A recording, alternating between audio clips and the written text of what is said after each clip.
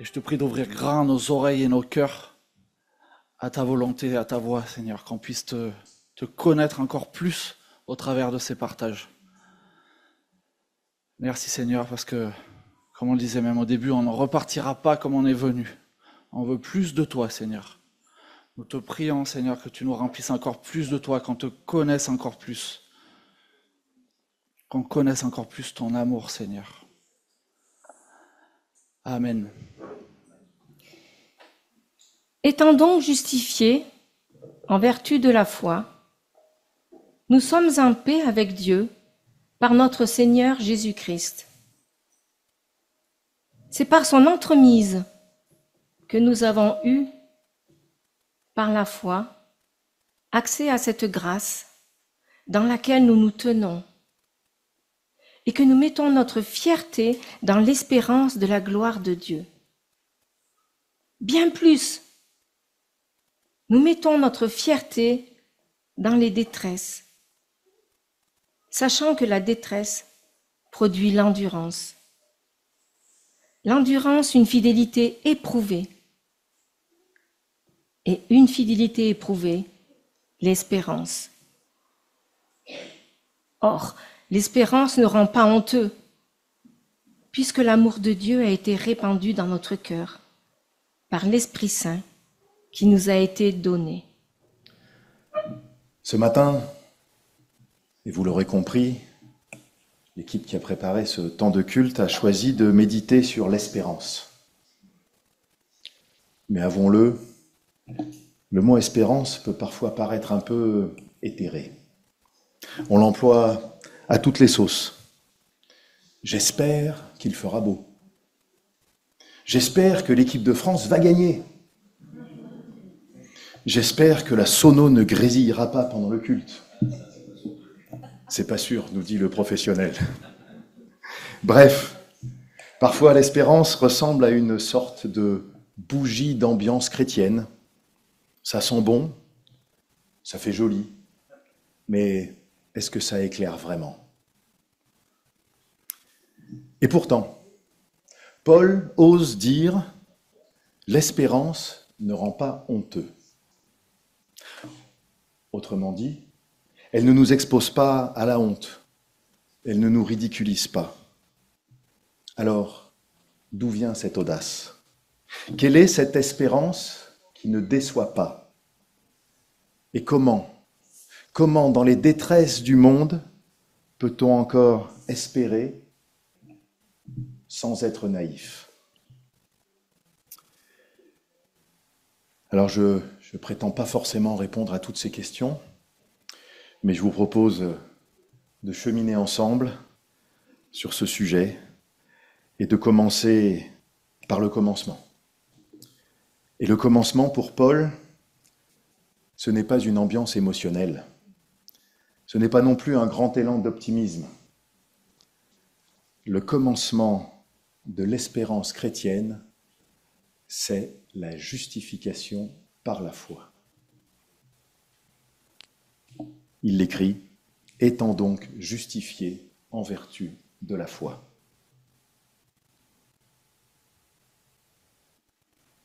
Le mot grec, parce qu'on m'a demandé de ne pas omettre quelques références au grec, le mot grec ici présent, dikaiopentes, est un participe aoriste passif.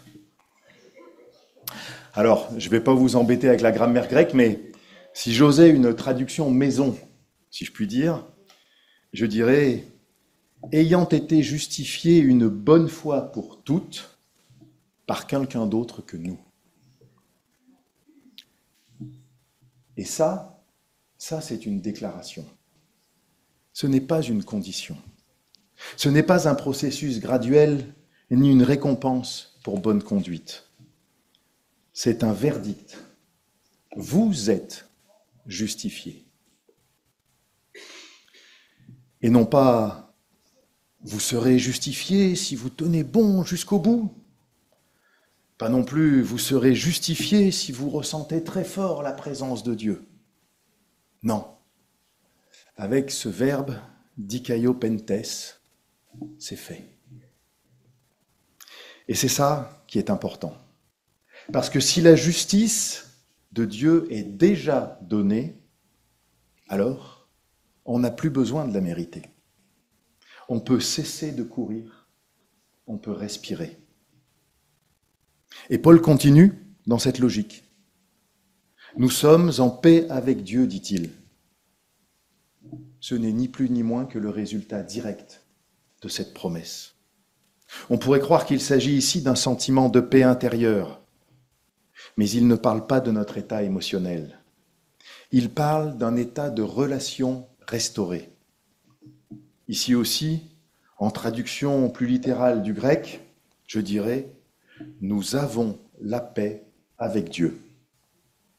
Pas juste en nous, mais avec Dieu. Une réconciliation, un lien qui n'est plus rompu. Et là encore, ce n'est pas une paix à construire nous-mêmes. Elle nous est donnée. Alors cette paix, que faire de cette paix? Elle nous ouvre un chemin.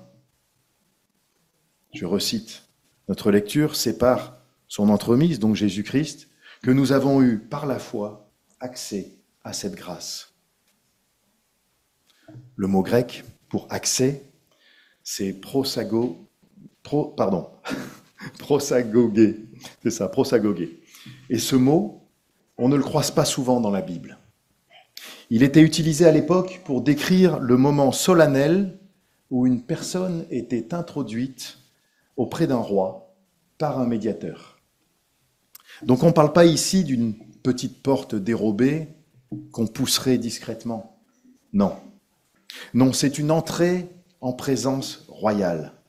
C'est une grâce majestueuse qui nous accueille à bras ouverts. Et Paul ajoute, dans laquelle nous nous tenons. Nous nous tenons là et nous y restons. Ce n'est pas une grâce qu'on effleure, qu'on aperçoit du bout des doigts. C'est une grâce dans laquelle on peut se tenir debout, avec assurance. Et même, dit Paul, on peut s'en glorifier. Alors, voilà ce que j'appellerai pour aujourd'hui le paradoxe chrétien. Nous nous réjouissons non de nous-mêmes, mais de la grâce. Nous nous réjouissons non de nous-mêmes, mais de la grâce. Notre espérance ne naît pas d'un raisonnement optimiste, ni d'un caractère joyeux ou d'un tempérament positif. Elle naît de la grâce qui nous précède, qui nous porte, qui nous entoure. Elle ne dit pas « tout ira bien forcément ». Elle dit « Dieu est déjà là, avec toi, dans ta vie, telle qu'elle est, même cabossée, même incomplète ». C'est un bouleversement profond. Parce que si Dieu nous accueille dans sa grâce, alors nous n'avons plus à faire semblant. Nous n'avons plus à prouver que nous valons quelque chose. Nous n'avons plus à mériter notre place, à justifier notre existence, à espérer que notre foi soit assez solide, nos œuvres assez nombreuses, notre comportement assez chrétien. En un mot ou en une phrase, nous n'avons plus à nous sauver nous-mêmes. C'est cela que Paul veut dire en parlant de justification par la foi. L'espérance chrétienne commence là où s'arrête la pression. Elle commence quand on découvre qu'on n'a plus besoin de courir après l'amour de Dieu, parce qu'il est déjà répandu dans nos cœurs. Elle commence quand on se rend compte que notre salut ne dépend pas de la taille de notre foi, mais de la fidélité de Dieu. C'est une libération radicale. Elle nous rend debout, elle nous rend vivants, elle nous rend capables de vivre aujourd'hui et pas seulement demain, et même de traverser les détresses sans perdre l'espérance. D'ailleurs, Paul ne dit pas simplement « nous avons l'espérance ». Il dit que nous mettons notre fierté dans l'espérance de la gloire de Dieu. Cette phrase peut aussi se lire et se comprendre de cette façon. Nous nous en glorifions, nous nous en réjouissons à haute voix. C'est une fierté qui n'a rien d'arrogant. C'est une exultation joyeuse. Et dans notre contexte aujourd'hui, dans le contexte de notre fête paroissiale, c'est plutôt bienvenu. Et ensuite, Paul fait un grand écart. Ce n'est pas complètement inhabituel de sa part. Un grand écart qui peut nous paraître surprenant. Après nous avoir parlé de paix, de grâce, de justification, de gloire, il dit tout à coup, nous mettons aussi notre fierté dans nos détresses. Pardon ? Nos détresses ? Vraiment, Paul ? Tu pousserais pas un peu le bouchon par hasard ? Je ne crois pas qu'il s'agisse d'un orgueil arrogant, du genre « moi je supporte tout, je suis un chrétien balèze, résilient ». Non, je crois que c'est plutôt une forme de joie têtue, une fierté qui a des allures de résistance. Un peu comme ces peuples opprimés qui continuent à chanter, à danser, à espérer, alors même que tout va mal. C'est une espérance debout, qui ne renonce pas. Paul trace alors une sorte de chaîne de transformation, une chaîne de foi et non pas de résignation. Il écrit « La détresse produit l'endurance ». Le mot grec ici, c'est phlipsis, un mot qui signifie pression, oppression, tribulation. Pas un petit coup de mou, mais un vrai étranglement intérieur. Et ce n'est pas que cette détresse soit bonne en soi, ce n'est pas un appel à la souffrance qui importe. Ce qui importe, c'est ce que Dieu en fait. Paul poursuit. L'endurance produit une fidélité éprouvée. Là encore, attention au vocabulaire. Vous avez voulu du grec, vous en avez. Endurance. Hypomoné ne veut pas dire simplement patienter en silence. C'est la capacité à tenir bon sous la pression, à rester fidèle malgré tout. Et cette endurance donne naissance à la dokimé, une épreuve qui a été surmontée, une fidélité éprouvée, testée et tenue. Et c'est cette fidélité-là qui nourrit l'espérance. Alors non, l'espérance chrétienne n'est pas un anesthésiant. Ce n'est pas une évasion. Ce n'est pas une manière de fermer les yeux sur la douleur en attendant que ça passe. C'est une espérance formée dans le feu, endurcie au contact du réel. Une espérance qui a des muscles. Pas une feuille en papier crépon, pas une jolie carte postale, mais une fois, je l'ai déjà dit, cabossée, creusée par les larmes, têtue comme une mule, qui continue d'espérer quand même. Et c'est ici que les mots du théologien allemand Jürgen Moltmann résonnent avec force, quand il écrit dans son livre « L'espérance », je le cite, « L'espérance chrétienne ne tire pas son contenu du présent, mais de la promesse de Dieu, et c'est cela qui lui donne sa force révolutionnaire. » Autrement dit, on n'espère pas parce que tout va bien, on espère parce que Dieu a promis et que Dieu est fidèle.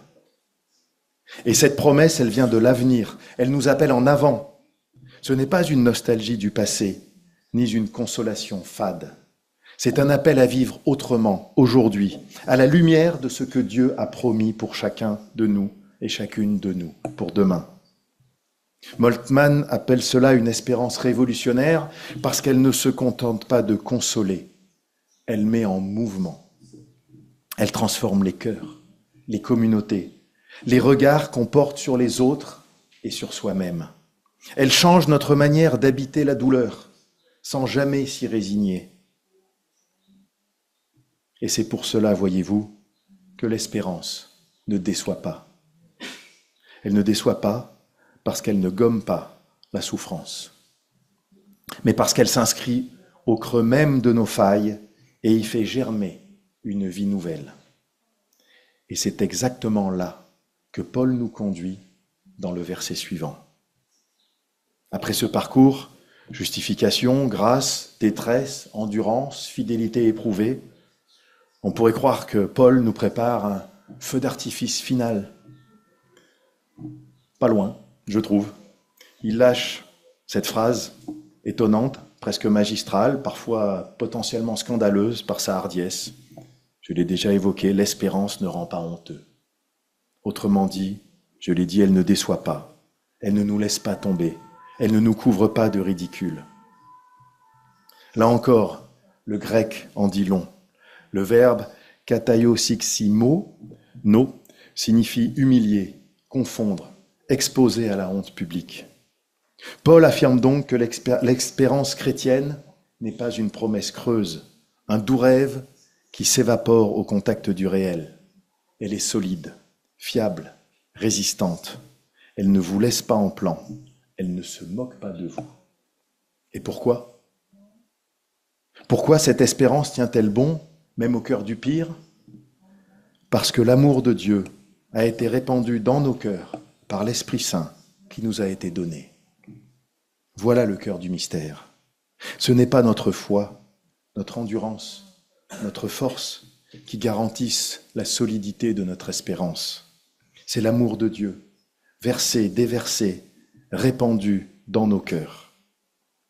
C'est un amour qui a été déversé avec abondance, comme un parfum renversé, comme une pluie qui inonde tout. Ce n'est pas un filet d'amour ou une petite sensation intérieure, c'est un flot, c'est un débordement. Et cet amour, c'est l'Esprit Saint qui l'a déposé en nous. Pas comme une décoration, pas comme un supplément de foi premium, mais comme la présence même de Dieu en nous. Et ça c'est la garantie suprême, ultime de l'espérance chrétienne. Ce n'est pas une projection mentale, ce n'est pas une illusion collective, c'est quelque chose de vécu, de réel, d'intime. Dieu en personne, par son esprit, nous fait ressentir son amour. Et c'est cet amour-là qui nous tient debout, qui nous rappelle que nous sommes aimés, même quand le monde nous ignore, même quand nos forces nous lâchent, même quand tout semble s'écrouler autour de nous. Alors oui, sœurs et frères, l'espérance ne déçoit pas, non parce que tout va bien, mais parce que Dieu nous aime et que cet amour est déjà là, dans nos cœurs, dans nos vies, dans nos communautés rassemblées aujourd'hui. Et si nous sommes là tous ensemble, de traditions différentes, de parcours variés, certains très liturgiques, d'autres plus spontanés, certains avec des certitudes bien rodées, d'autres avec plus de doutes qu'ils ne voudraient, eh bien, c'est justement cela, l'Église de l'espérance. Pas une Église parfaite, pas une Église triomphante, mais une Église qui tient debout par grâce, qui traverse les détresses et qui choisit encore et toujours de croire à l'amour plus fort. Nous sommes cette drôle de famille, un peu chahutée, dispersée, mais habitée par l'Esprit, où on peut chanter, prier, rire, et même ne pas être toujours d'accord, tout en espérant ensemble. Et si ce matin, vous ne vous sentez pas très fort en espérance, si vous êtes venu en traînant un peu les pieds, avec plus de fatigue que de foi, plus de poids que d'allant, alors rappelez-vous, ce n'est pas vous qui fabriquez l'espérance, c'est elle qui vous habite, c'est elle qui vous tient, c'est elle qui vous relie aux autres. Comme l'écrit encore Jürgen Moltmann, celui qui espère dans le Christ peut oser de nouvelles aventures. Alors osons vivre cette espérance qui ne fuit pas le réel, mais le traverse. Osons croire que Dieu n'a pas dit son dernier mot. Osons espérer, non à cause de nos forces, mais à cause de sa promesse.